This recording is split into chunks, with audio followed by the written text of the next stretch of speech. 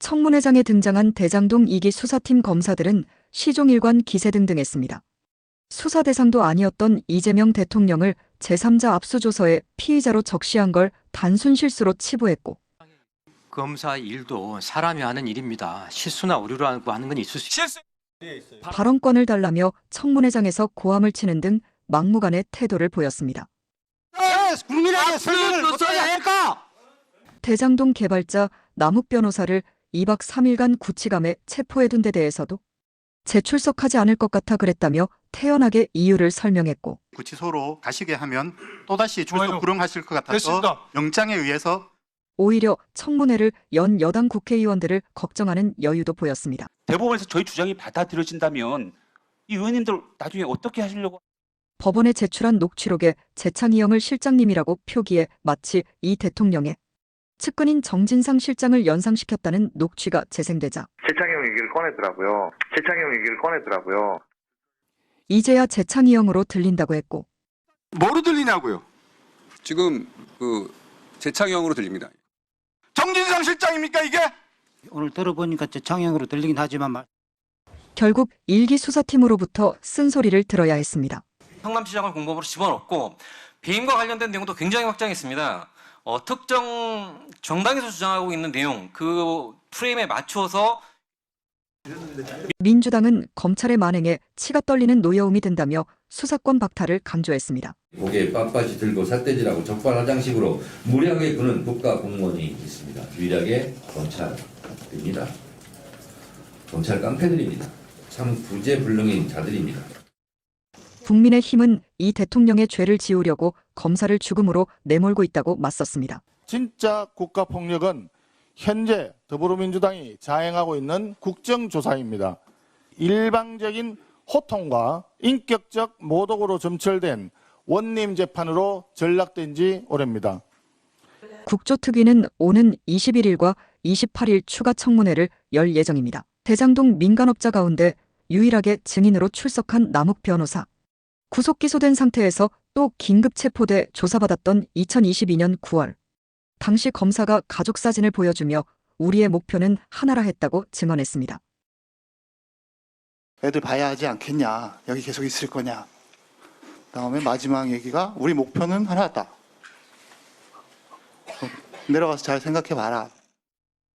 남 변호사는 이 말이 이재명 대통령에 대한 진술 압박으로 느껴졌다고 했습니다. 거의 조서를 보시면 나와 있습니다. 저한테도 이재명이 시킨 거 아니냐. 잘 모른다. 시장이니까 시켰겠지. 당시 수사검사는 사실이 아니라 반박했고, 목표가 누구다, 목표가 어떤 것이다라는 말을 한 적은 없습니다. 사실대로만 말해달라고 이야기했을 뿐입니다. 가족 사진을 보여준 데 대해선 또 황당한 설명을 내놨습니다.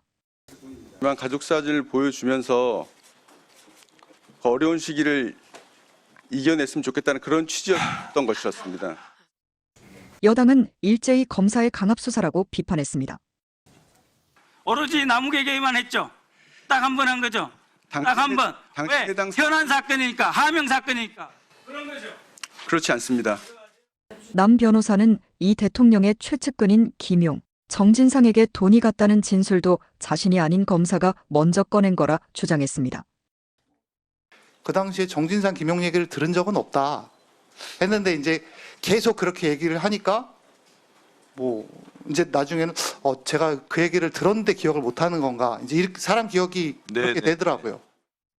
하지만 이원석 전 검찰총장은 남 변호사의 진술이 정부가 바뀔 때마다 번복됐다며 신빙성의 의문을 제기했습니다. 다시 정부가 바뀌니까 A라고 진술하고 있습니다. 여러분, A에서 B로 다시 A로 가는 진술 번복이 있습니다.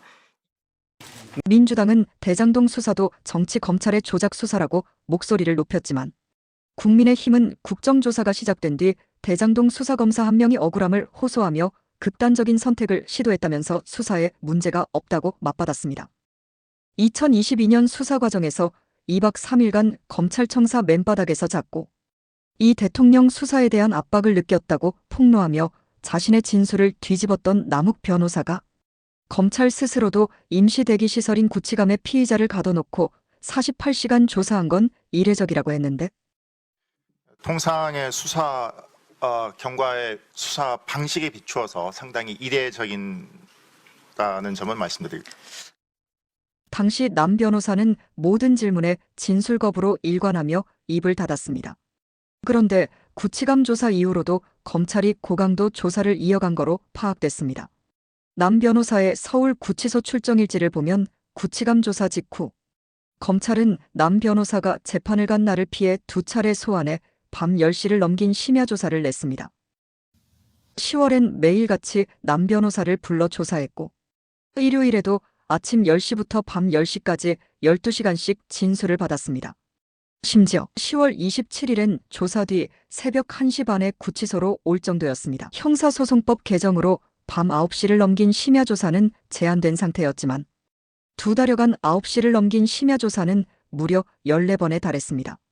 남 변호사는 11월 20일 일요일에도 심야 조사를 받고 다음 날 구속기한 만료로 석방됐는데 석방 당일 재판에서 검사 질문에 2013년 유동규에게 3억 원을 줬고 유동규는 높은 분에게 드려야 할 돈이라 했다며 정진상 김용으로 알고 있고 그 이상은 모른다고 답했습니다. 국조특위는 서울중앙지검을 찾아 남 변호사가 갇혔던 구치감을 현장 조사했습니다. 비공개 자리에서 서울구치소장은 이곳 구치감에서 2박 3일을 지낸 건 유동규와 남욱뿐이라고 말한 거로 파악됐습니다.